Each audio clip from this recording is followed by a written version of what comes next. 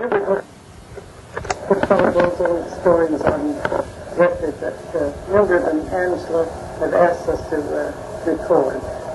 Well, Mary, what do you want to start with? Oh, the one that especially comes to my mind is near the high water that I saw all the time. Oh, a year ago, when the water was so high, it was going over the road. 1930, where Peters lived. Remember Henry and Agnes? You were going to, I don't know what age you were, and how he stood in the creek. He thought the water, definitely helped the water come up and go across the road so you would have to go to school. Well, he would have had the split, but I was over the road the next morning. And Papa, at that time, was delivering milk, and he couldn't hardly get to his customers. He managed to get to some of them. I don't know what he did the rest of it, but I guess, well, I know he had to take the cattle way over the rest of us. And so I don't know how they got milk in town somehow, and I don't know anything about. Oh, the water came up a little higher. Remember how it came up? Yeah, but Mary, you were in Glandorf. Yeah, I wasn't here, but I know how you told about it. And Father Francis was in a room down in the country where he taught school. We were all so worried about Mary up there in between the valleys in Peter's Creek near Cincinnati. And we thought Father Francis he was all right, but he just couldn't get home. And after a week, after he managed to get home, he was in almost in greater danger than Mary, because there was a lot of water that he was at. Well, he just stayed out there with a spectre, and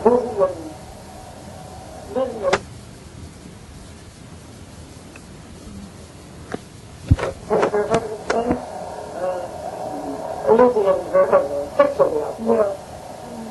And then the water went away. I guess they were both safe, but they both had awful experiences. This cow made me think about it. But it takes some years high with the road.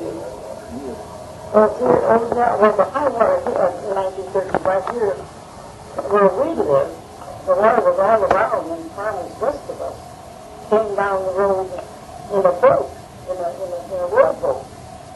And we were, the water here came so high that it was just swishing around the boards of the living room. Piano was right up the top of the piano was right up to the touching the ceiling in the parlor.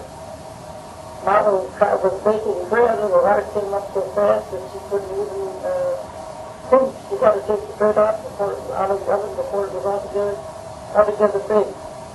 But we ate it anyhow. Then we had that old house sewing machine, and Mama had her sewing machine moved upstairs and flooded, and John and I would sew carpet rags that whole week. And we used to take those, grind them up in the bowl, and take them to the sisters, and their sisters doing later, and they made ready to rag carpet. Yeah, and they had looms for the rag carpets, and they made real pretty carpets. Yeah, that was a long time ago. All right, now let's see. There was other things that we remember farther back than that. And the one that I can remember, and just merely remember, was when Albert Peters was 30 years. They were young, of course, but Albert was 14 years old. His birthday had been just shortly before the 1st of November. That was a holy day. And that afternoon, he asked his mom whether he could take, he had gotten a gun for a birthday. I guess a rifle, wasn't it? No? What was it? Well, anyway, he went out hunting. His mom told him so. And then that evening, he did the bus with Mary. Did Papa start out or no? His mother and the little girl had come home and they came along on a hunting when he went out hunting. The girl came home, but Albert didn't come back. And his mother came across the creek and came over here to our house, and she said that Albert hadn't come home. But he said when they had Papa, as Papa got the neighbors together, and Papa took a lantern. We didn't have flashlights in those days. Every farmer took his lantern, and they started hunting. And this is the part that I remember. So the next morning, I heard Papa come home, and Mama came out running around to meet him, and he said, I found it. And he had climbed over a fence, and I don't know, those guns they didn't have safety, whatever you call them, on them, and the guns had gone off and shot the range. And Papa said it was a good thing that he had climbed over the fence, because the field that he had been in before, there were hogs in there, and they might have the part of something. But what the part that I think about especially was some time before that, just shortly before that, one evening, John had said to Mama, what's all those lights down there in the bottom? There was all those lights down in the bottom land. And they all seem to be going sort of towards going west. All sort of going west. And that is just the neighbors. And they were all, and John saw the lights afterwards at the cattle cooking lantern. And they were the lights that he saw. Several weeks before it was yesterday. So then, of course, that brings up another thing about John. When he must have had ESP or something, sometimes, especially Spence, came home. Mama had told him when he went to school that day to go over to the shoemaker, pick up a pair of shoes that she had sent down there to be resold, and bring them home there after school was out. And he came home with a pair of shoes. Mama told us these stories, so that's what we found them from. Mama said that Bob came in the kitchen. She said, have you got the shoes? And when she turned to look at him, he was white as a sheet. He had the shoes, and she asked him what was the matter with him. He feels good. And he said, he went into the shoe shop, and he said, he saw the shoe repairman. Do you remember his name? And he said, he handed me the pair of shoes, but he said at the same time, he said, I saw the casket in the corner, and this shoe man was lying in the casket. And in about 2 weeks later, when that's just where that shoe repairman was, died, he was right in that corner, just like the corner was just on the kitchen. And then Father Cook, at the time, a week or so after John died, that God had come to him the night before John was killed and had arranged for a cemetery lot. And Father Cook said to me, I don't know what he knew or what he thought. But I do know that he knew something that he had for hoping that something was going to happen, and he said to me, I think he thought it was going to be trouble.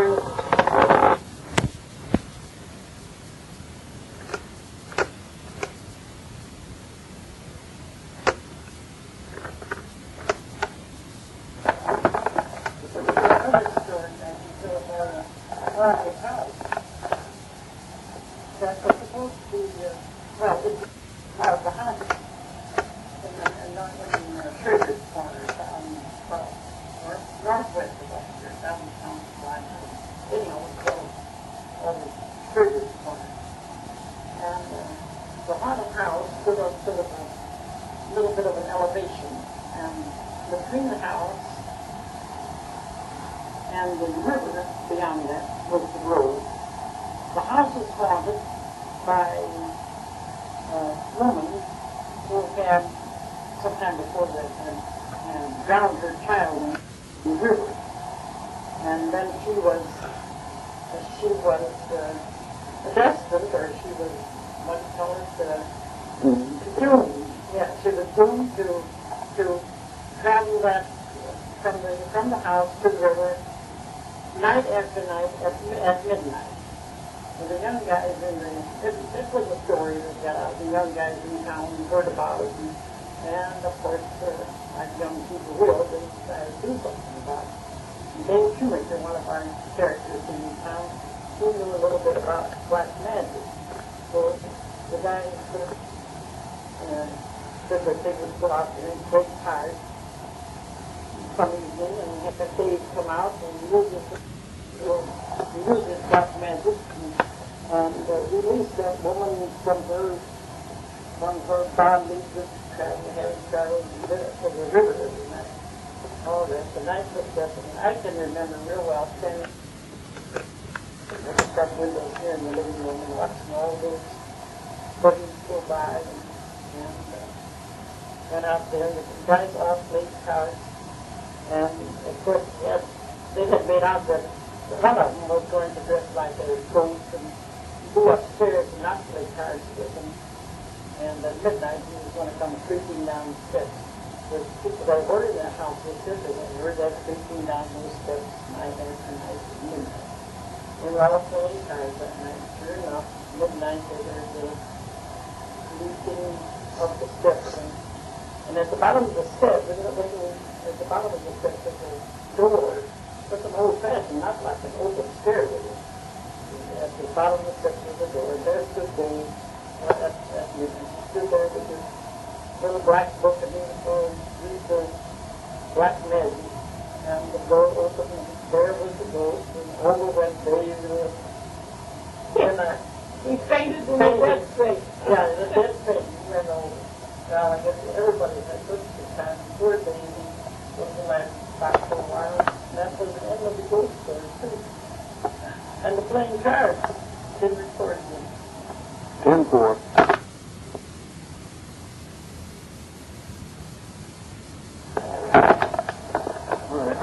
Here's another spooky story. This happened, must have been around 1913, 14, Papa was delivering milk to Ottawa, I know. He had a milk house delivered morning and evening.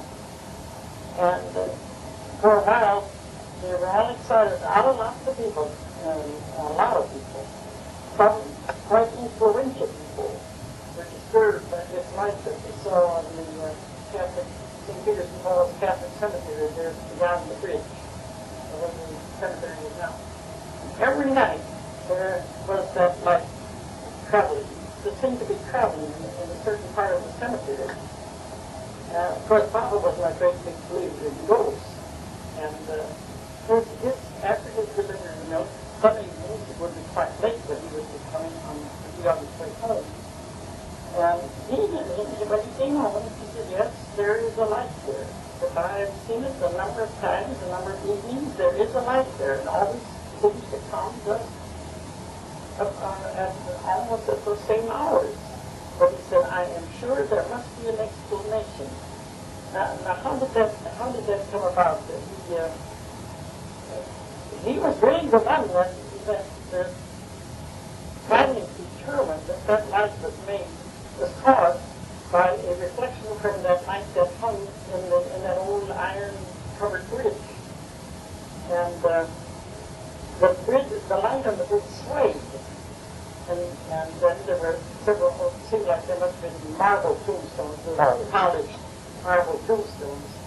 And did he take somebody with him or what? He stayed there or something, and then that is how they solved that sort of a little mystery. Yeah. I don't think anybody was really scared about that, but there were some people that tried to make that. Oh, yeah. Something of it because it was the light. Oh, for love, kind of saying that the ghost did. Not to tell it let's go back right away back. I don't know anybody in my army. And nephew, I think Francis does remember coming to go there. He was always in the story. Guy used to go out and poltergeists and all sorts of things. Stories. He told a story about, how people would overnight change into pussycats and horses, or shot horses and something like that. Or their hands would be shot with horseshoes the next morning. But anyway, he was telling about, was it a Noah's woman or what was it? And it used to come around she would change herself into a pussycat. And then she'd go around the neighborhood and try to hear all the stories and find out all kinds of scandals and everything that went around. So she had a certain guy in mind that she was going to find out something about him, what he was doing. And he came up on the porch or to the back door. He was in the kitchen. And he had heard, he knew this what that woman was doing, as she was changing herself into a cat and coming around to find out what everybody what kind of so on they were up to. But one night the pussycat came scratching on his door and he had prepared for her. So he opened the door and he said, "Get loved her. Pussycat, come on in and get warm."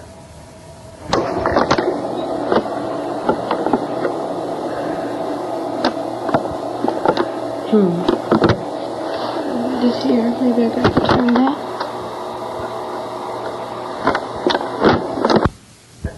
And she turned around and dashed away.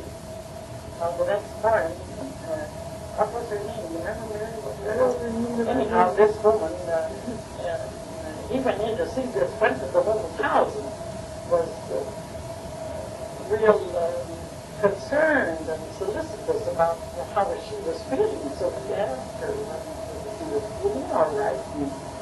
And then she forgot herself. She put her hands, she was in bed, pulled her hands out from under the covers, and she had them all bandaged up. And that's how the hot water had hit her on the hands, and they were scalded. Those were the cause that he did her. That was one of Friendly's tales.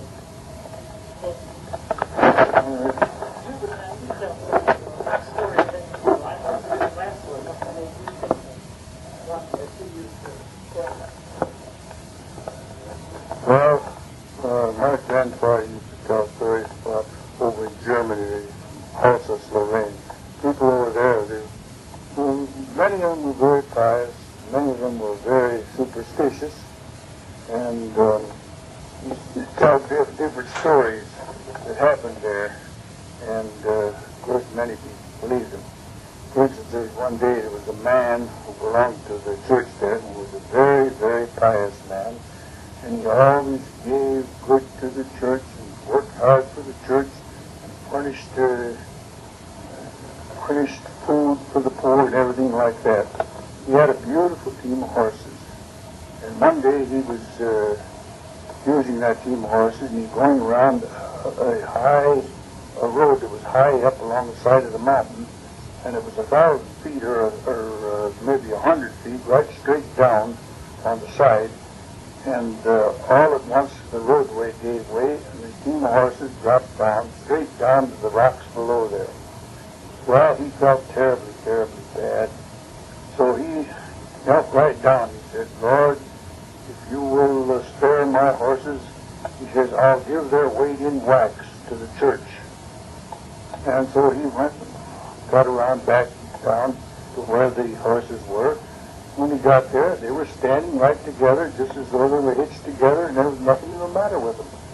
So he went down and told the priest that he had promised to give beeswax to the church to the amount of the weight of those horses, which would have been about 3,400 pounds probably. They were a big team.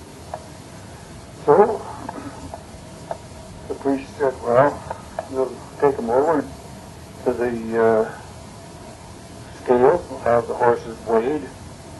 So they took them over the scale, put the horses on the scales, and they weighed 6 pounds. Well, that can't be right. So they took the horses off, and each one of them stepped on the scales to see, and each one of them weighed their 190, 200 pounds. Everything was all right. He put the horses on again, 6 pounds. So there was one other scales in town. So he took the horses over there and went up on he put them on the scales, and again the scales said 6 pounds. Well, then the priest said to this man, said, "You're a good, pious man," and he said, "The Lord has heard your promise," and so forth. He's taking mercy on you because you knew to put in everything you got, and this is the reward he's giving you, that the horses will only weigh 6 pounds. Of course, many, many people believe that.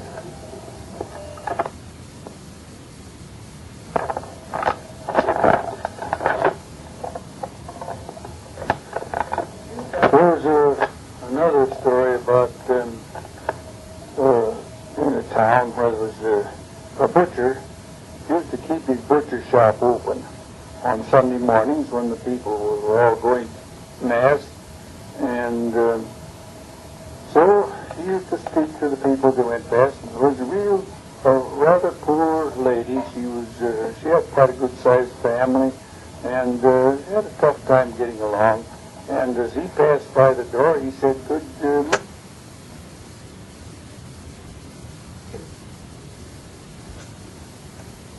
Mrs. So-and-so," he said, "you on your way to Mass?" He said, "Yes." Well, he said, "I'll tell you what you do." He said, you say an Our Father for me, and when you come back, stop," he says, "and I'll give you the value of the Our Father and some meat." "Oh, well," she said, "I'll do that." So she went on to church, and she said the Our Father for this man, because she figured he wasn't too good a Christian. He didn't go to church too regular. So when she came back, she stopped at the butcher shop, and he said, "Oh, here you are." Well, he said, so he said his scales he thought he'd give her 5 pounds of meat, which would be a pretty good bunch of meat for the family.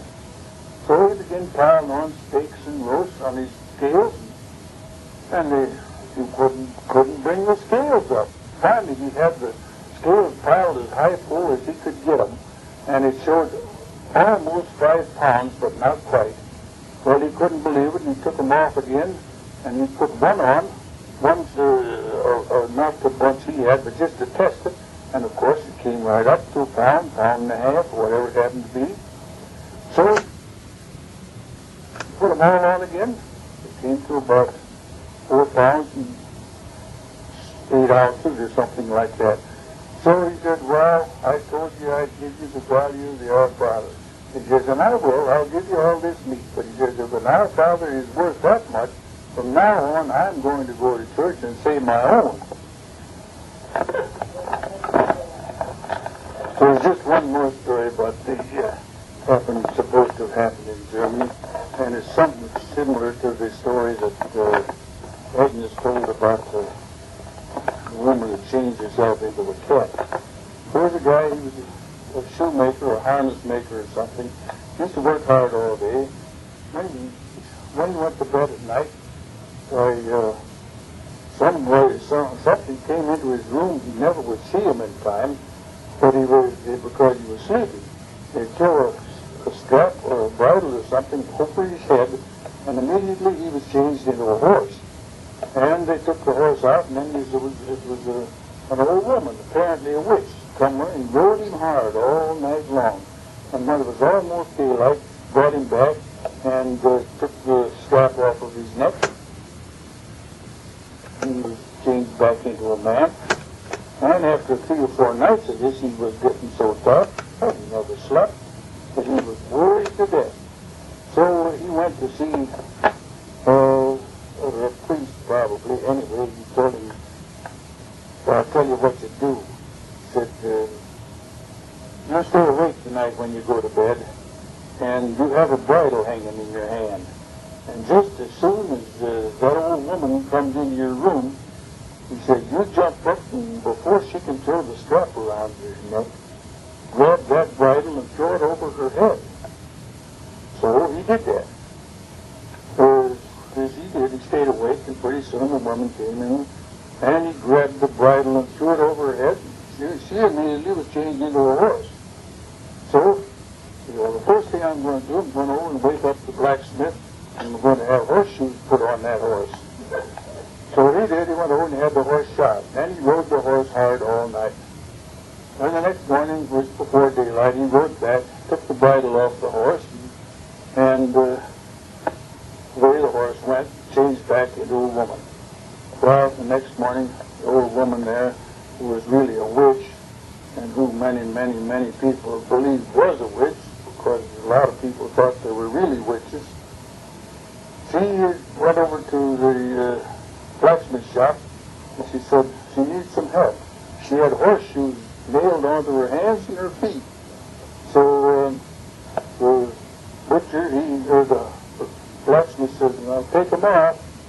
But he says, "There's one thing it's going to do, is that you're never going to be a witch again." She said, "I don't care, I can't go around with these things on my hands and feet." So he took them off, and that was the end of that story.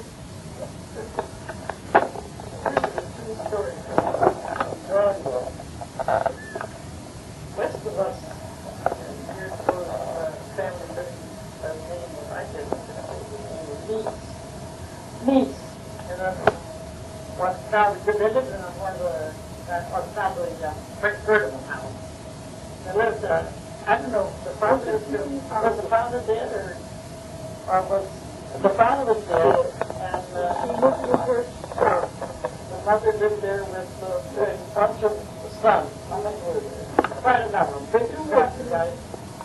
And, well, they prayed the rosary with their mother every night. She demanded they had to pray the rosary with her every night before they went to bed.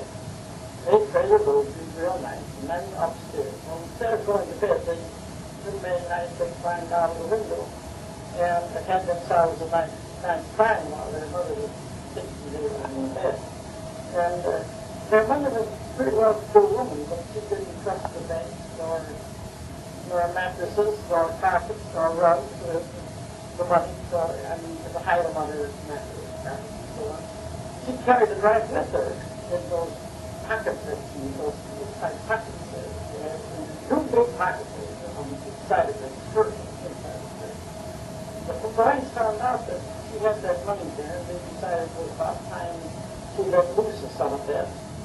So one night, they had gone to bed, and got up again, and they got into their mother's bedroom, and the story says that they slit the pocket with a butcher knife, split the pocket right off of her heavy skirt, and took the money, and away they went. And next morning, well, of course, the money was gone, and somehow or another sent word to the sheriff or something. Anyhow, everybody started to look, and they even had bloodhounds. And where did the boy, do you remember how that went there? What did the son do? Was he gone? Did he leave? He left her with the money. Then he did the sheriff with his brother. I don't think so. That's where the story goes. He went off. He went off with all that money. The sheriff got the bloodhound. And did they ever find him? Did they ever find that? Bloodhound tracked that son down the other road. It found the Eagles was very far from home. Had gotten very far from home. He was leaving the left home, but then the bloodhound tracked him. Where did he go? I don't know. Well, they were just four wild guys, that's what they were. And we knew some of the nephews would go around and grandmothers, and they're all good guys. These guys are just out there having a good time. And the crates in the farm wagon, boy, it was that something. We were all lined up under an old apple tree with a bunch. Once the wagon come down the road with those bloodhounds. It didn't take them very long to track down that. The one who did the stealing. Well, it was one of the boys, the oldest one of those two boys. He took the money. He You were charged with it too. Yeah. Did they do anything to him? I believe his mother, he had told them not to, not to be mean to him or to put him in jail or anything. They settled it among themselves then. But he's the one that took the money. She got it back okay, but maybe they did that just for fun too. Just to have some, just for a laugh. Just for government. Yeah, they were. What about how they rode their horses tonight and tonight?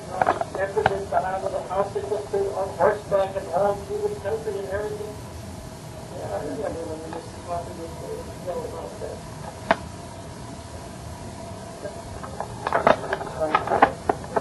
Your mother never believed that her son took that money. Never entered her mind. They had all been turning the road through their prayer. I'm stealing that money. Okay.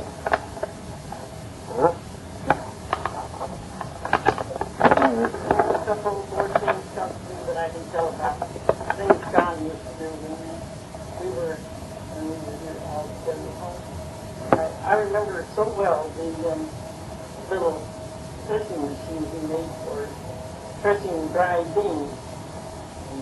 Mama would have beans in the garden in summertime for green beans and white beans. And then towards the end of the summer and in fall, those beans had dried. And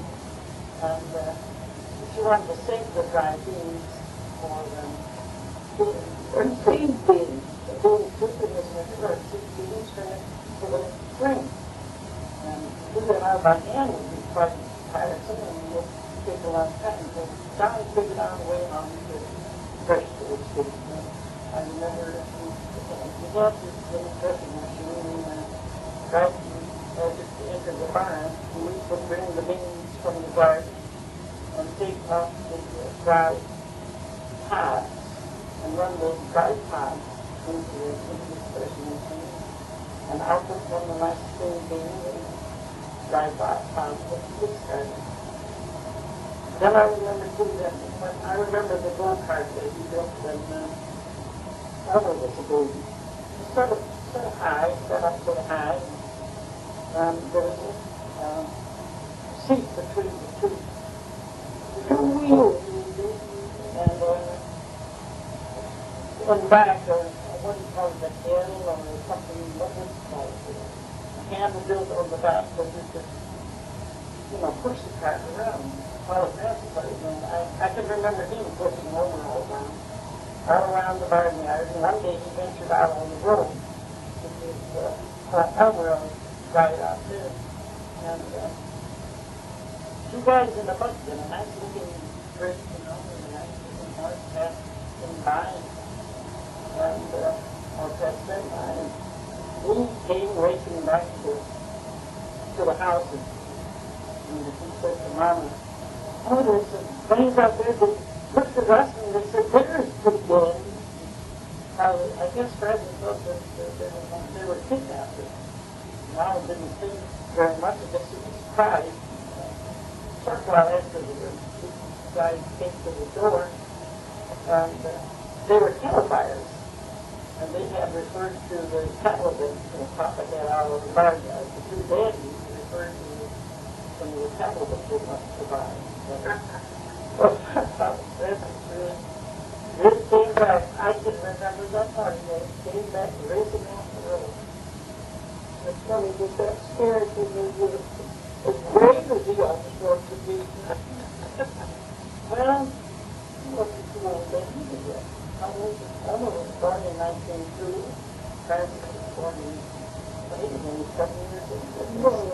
Still recording here. He was 7 years older than me. Well, what was it? I was looking 19 years old and they looked at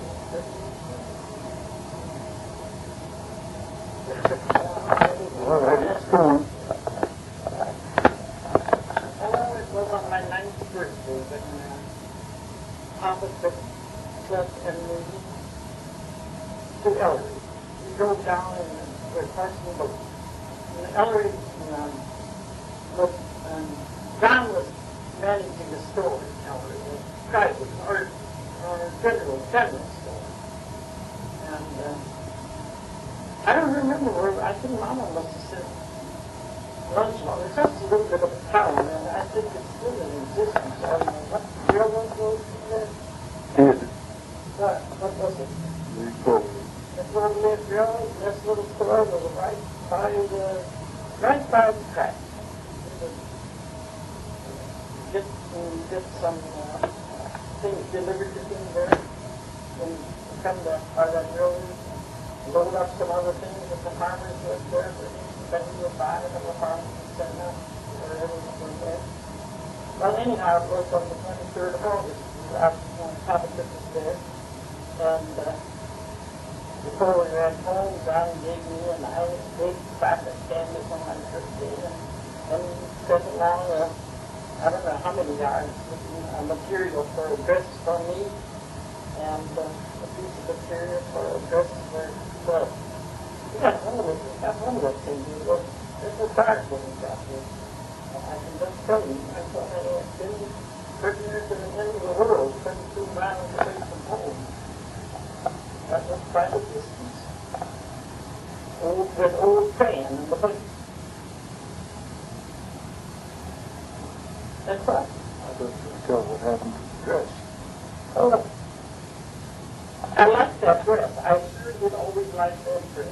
One of the prettiest dresses was, I think it was just plain old calico, but oh, how I loved it.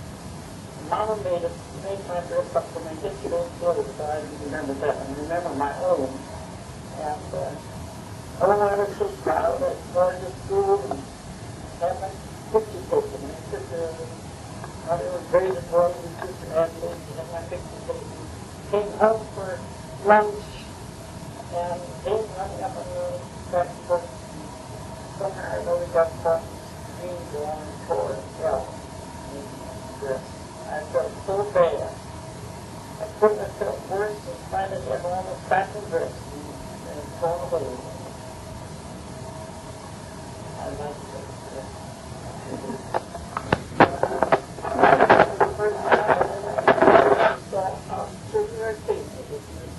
And it was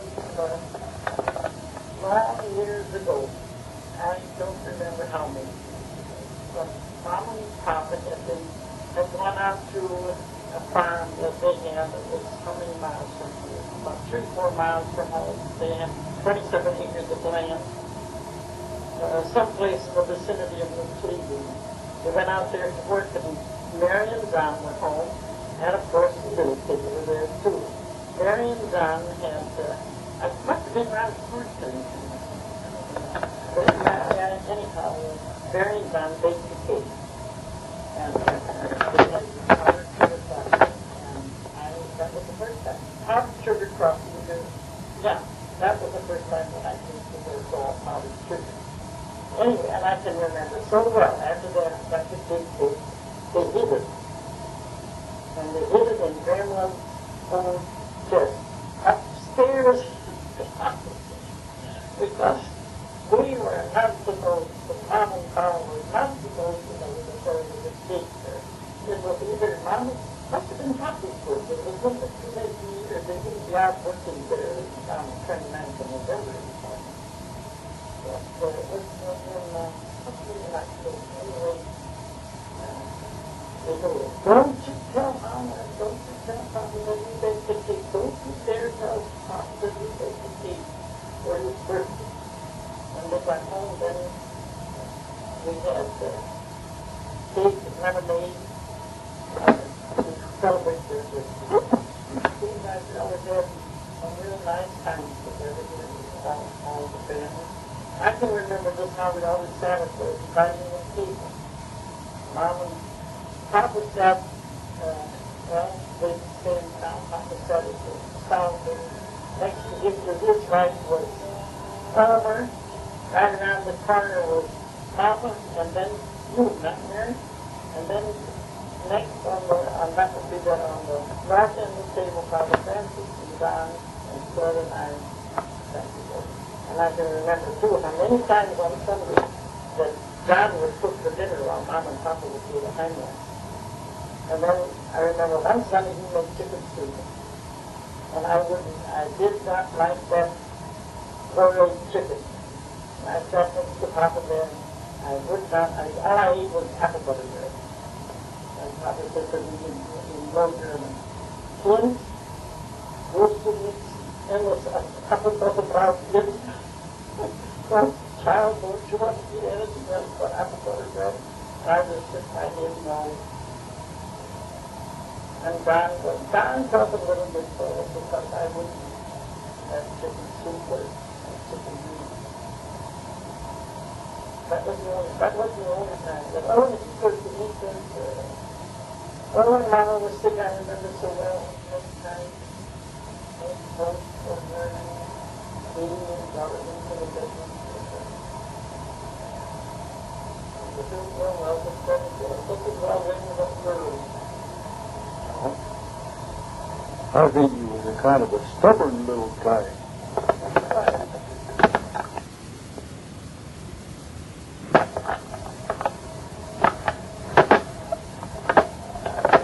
I have to tell you about a place where I used to serve Mass. I used to serve every day and on Sunday. And the people in those days used to drop pennies and once in a while a nickel in the collection box, but they thought they were doing the extra good. They put a nickel or a dime, but never more than a dime.